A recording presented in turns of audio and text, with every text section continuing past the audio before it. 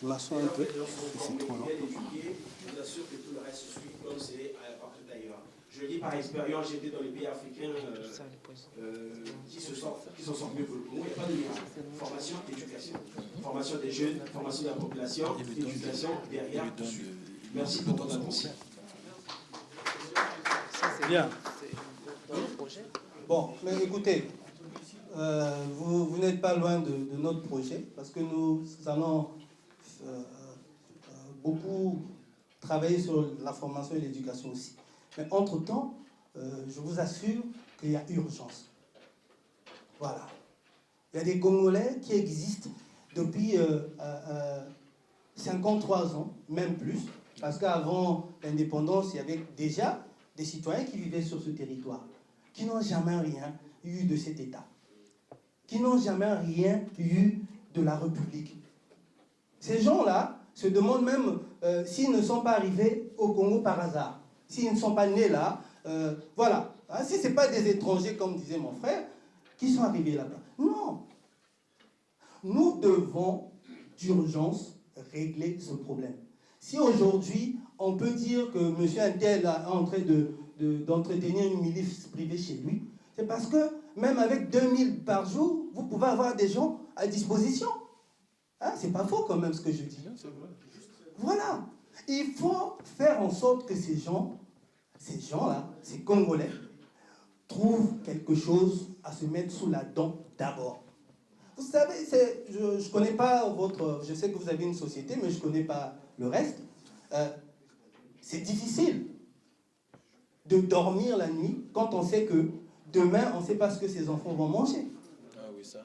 C'est difficile de dormir la nuit quand on sait que demain, on ne pourra pas envoyer son enfant à l'école parce qu'on n'a pas pu acheter un cahier qui coûte 4 000, 3 800, alors que les gens ont besoin de 2 000 parfois pour faire le marché.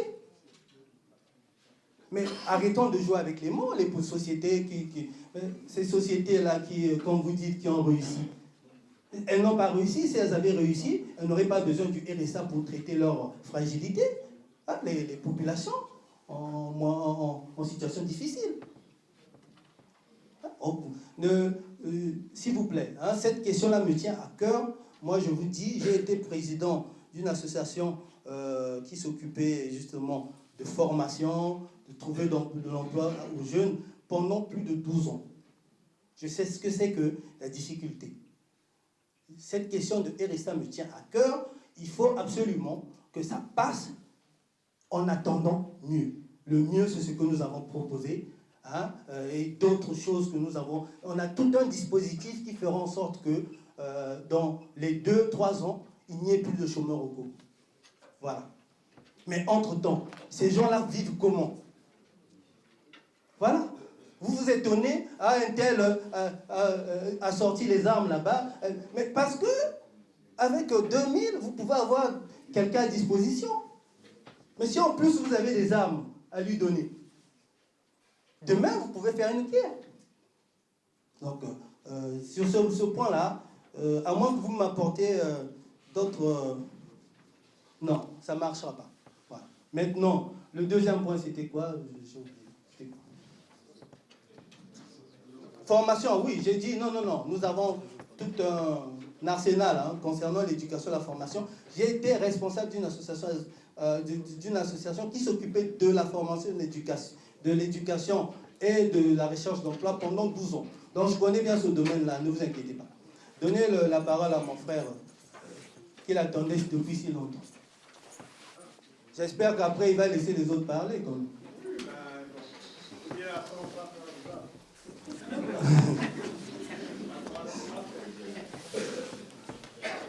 Ibrahim Mongo. En fait, j'aimerais vous interpeller sur quelque chose que vous avez parlé ici, là. Vous avez parlé de la social-démocratie. Vous savez que tous les partis politiques au Congo se réclament de la social-démocratie. Maintenant, quelle est la différence entre vous, APC, social-démocratie, et le PCT et les autres partis politiques? Première question. Et deuxième question aussi, c'est pour répondre un peu sur le problème de la formation. Vous avez parlé de la formation professionnelle, tout ça. Mais bon, j'aimerais savoir qu'est-ce que vous proposez exactement, concrètement. Parce que moi, je connais, c'est vrai que vous avez été formateur pendant 12 ans, mais je connais exactement le problème. Pourquoi au niveau de la formation et de l'éducation, ça ne marche pas. Maintenant, dites-moi, vous, qu'est-ce que vous proposez concrètement? Et dernière question, c'est sur le problème du RSA. Vous avez parlé, c'est bien beau de mettre en place le RSA. Vous savez, c'est vrai que, bon, on est un peu distant un peu du pays. Moi, personnellement, je viens de séjourner en Afrique australe. J'ai visité l'Éthiopie, j'étais en Éthiopie, j'étais au Botswana, j'ai rencontré les officiels botswanais, tout ça, on en a parlé. Et vous savez que ce pays, ils ne disent pas qu'il n'y a pas de RSA au Botswana, mais c'est un pays, on voit l'émergence aujourd'hui. Donc, c'est un modèle aussi qui peut nous inspirer demain. Le modèle du Botswana, c'est un modèle vraiment très efficace aujourd'hui, qui permet aujourd'hui à ce qu'il y ait beaucoup d'entreprises qui viennent investir au Botswana, parce qu'au niveau du classement Business Green, c'est très bien. Donc, je vous pose ces trois questions. C'est quoi, écoute? C'est la différence entre la PCI et les Bon, partis social-démocrates. Monsieur Nango, vous aurez dû faire un tour au Congo, c'est bien aussi. Hein, il faut avoir les réalités du Congo. Ah bon, ça ne change pas. Mais je ne sais pas à ce moment-là pourquoi vous faites de politique. On dirait que vous ne croyez pas. Bah, si on croit qu'on peut changer des choses, il faut se battre. Voilà, il faut se battre. Bon, la social-démocratie, vous savez, moi je vous ai dit dans mon discours, qu'est-ce qui nous emmène vers ça? Ce sont nos valeurs. Nous avons des valeurs républicaines, des valeurs... Non, mais la différence, moi je ne suis pas... je ne suis pas membre de ces partis. Je ne l'ai jamais été. Non, monsieur Nango, on peut toujours avoir la même idéologie et des méthodes différentes. Je pense sincèrement que moi, notre projet de société, tel qu'il a été, tel que certains de ces mécanismes ont été libellés ici, contient des choses que je n'ai pas entendues au PCT. Par exemple, parce que le PCT aussi est un petit parti social-démocrate. Voilà. Donc, aujourd'hui, ils ont leur façon de travailler, ils ont leurs idées. Avant tout, le PCT, c'est un parti marxiste, c'est un parti au départ marxiste. Mais aujourd'hui, ils ont décidé d'être social-démocrates. Mais c'est leur façon de travailler, je veux dire, leur méthode de travail qui ne nous conviennent pas et nous n'avons pas le même projet. Je pense là que vous l'avez remarqué. Dans le projet de société du président Sassou, la nouvelle, comment on appelle ça? Le chemin d'avenir, il n'y a pas ce que nous avons mis. Nous basons sur ce que nous voyons sur le terrain pour faire des propositions.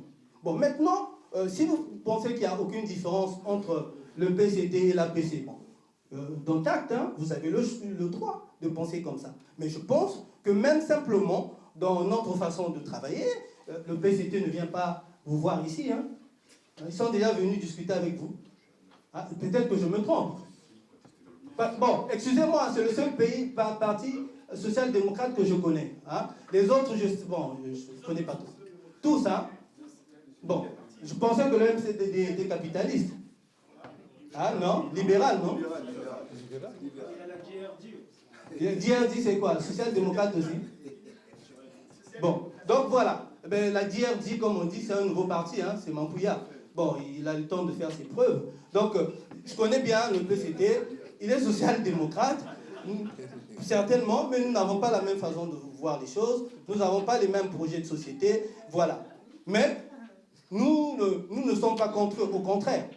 Comme je disais tout à l'heure, c'est des gens qui font des choses, mais nous pensons qu'ils ne vont pas, comment je vais dire, au fond. Je vais vous donner un exemple simple. Quand la municipalisation accélérée, c'est un très bon concept. Un très bon concept. Mais à partir du moment où on ne s'arrête que à la construction de routes, construction de, voilà, de dispensaires, de ceci, cela. De son village surtout. Et que, non, un peu partout. Moi, je suis au Congo, je sais de quoi je parle. Moi aussi, j'étais... Vous aurez la parole. Vous aurez la parole, ne vous inquiétez pas. Ouais. Donc, la municipalisation accélérée est un projet qui est un bon concept. Mais pour moi, il ne va pas très loin. Il s'arrête à la construction d'infrastructures de base. Mais quand vous construisez des infrastructures de base, il faut penser aux utilisateurs. Quand vous construisez un stade, mais pour aller suivre un spectacle, un match dans ce stade, c'est toujours moyennant quelque chose. Enfin, si les populations n'ont pas l'argent pour aller suivre un match, à quoi sert ce stade? Voilà. Après, il faut l'entretenir. Voilà. Bon, vous construisez un hôpital, mais les populations n'ont pas les moyens d'aller se soigner. Et même payer la consultation de 1500, 2000. Ça devient un monument. Donc, moi, je considère que le PCT fait des choses, mais ils ne vont pas assez loin. Moi, j'ai dit tout à l'heure dans mon discours que toute construction, pour moi, ne peut être viable et fiable que si elle, comment je vais dire, elle rentre dans le processus de construction de l'humain. L'humain, donc l'homme. Donc, tout ce qu'on doit construire doit servir d'abord à l'homme. Voilà. Ce n'est pas construire pour dire, oui, j'ai construit telle route, mais qui l'utilise. Voilà. Je vous donne un exemple, Monsieur Nango. Prochainement, venez au Congo, je vous inviterai. Il y a un aéroport comme celui de Dolisie, qui a été construit il n'y a pas très longtemps, mais aujourd'hui, il n'y a aucun un avion qui atterrit. Il n'y a aucun vol, à part les vols privés. Mais pourquoi? Parce que depuis qu'on a construit la route Pointe-Noire-Brazzaville, Pointe-Noire-Dolisie en tout cas, les gens préfèrent prendre la route. Et puis d'autres préfèrent prendre le train, comment ils appellent ça, Gazelle. Il y a un très bon train au Congo maintenant. C'est acceptable surtout pour vous qui venez de France. Vous pouvez rouler dedans. Voilà. Donc, mais cet aéroport, aujourd'hui, n'est plus utilisé. Ça veut dire quoi? C'est qu'en amont, on n'a pas réglé les problèmes de Dolisie. Dolisie, c'était la capitale de l'or vert, comme on disait. Mais, s'il vous plaît, il n'y a pas... Faites pas un peu de bruit. Bon. Dolisie, c'est la capitale de l'or vert, comme on disait. L'or vert, c'est le bois. Aujourd'hui, les sociétés, il n'y a aucune société, je pense, sinon quelques sociétés fictives, qui exploitent le bois à Dolisie. Donc cet aéroport devient inutile. Parce qu'il n'y a pas assez de Congolais capables de payer un billet élevé pour utiliser cet aéroport.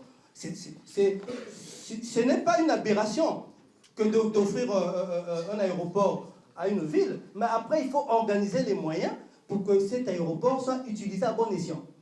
Vous me comprenez, M. Nango? Voilà, c'est ça notre problème. Nous n'avons pas de problème contre le PCT, au contraire. Nous voulons que le PCT aille beaucoup plus loin que là où il s'arrête.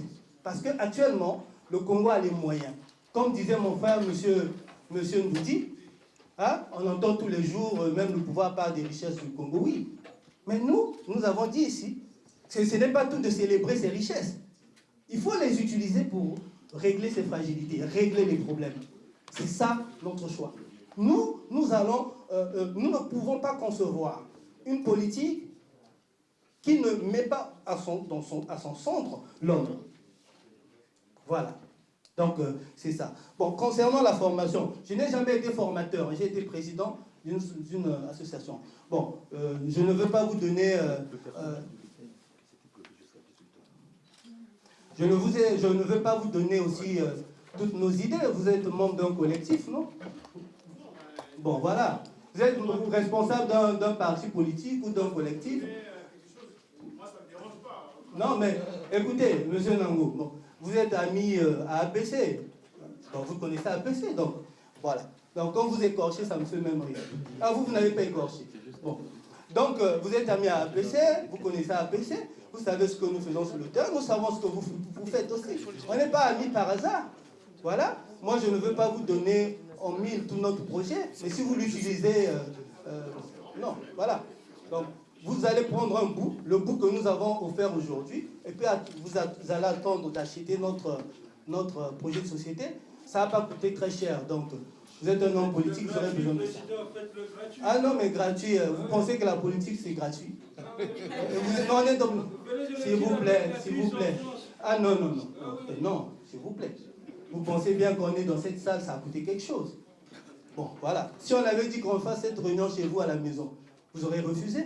je suppose. Ça ne voudrait pas déranger, président. Ah bon, prochainement, hein, prenez Pas de son- dialogue, s'il vous plaît, président Chély. Oui, non, mais prochainement, prenez ses coordonnées. Oui, On d'accord. pourra aller On va savoir. discuter. Bon, voilà. Il y a un problème. Donc, nous vous avons donné un bout de notre projet de société. On a beaucoup d'idées. Monsieur Nango, rejoignez-nous, vous êtes le bienvenu. On a lancé un appel. Venez, vous êtes le bienvenu. Comment ça se passe pour les adhérents, président? Ah oui, oui. Mais attendez que vous ayez le micro. C'est quand même quelque chose d'important. Ah bon? Bon. Président, les gens veulent une pause. Non, c'est pas possible. Un arrêt. Bon, apparemment, nous avons pris beaucoup de retard dans le planning. Nous devons nous arrêter à 18h. On vient de m'informer. Voilà. Bon, profitons-en, posez d'autres questions. Bonjour, monsieur le président. Ça va être bonjour. Davidson, je n'aimerais pas. Ah non, non, non. Mandat Paris Info, si vous voulez savoir. Ah ben voilà.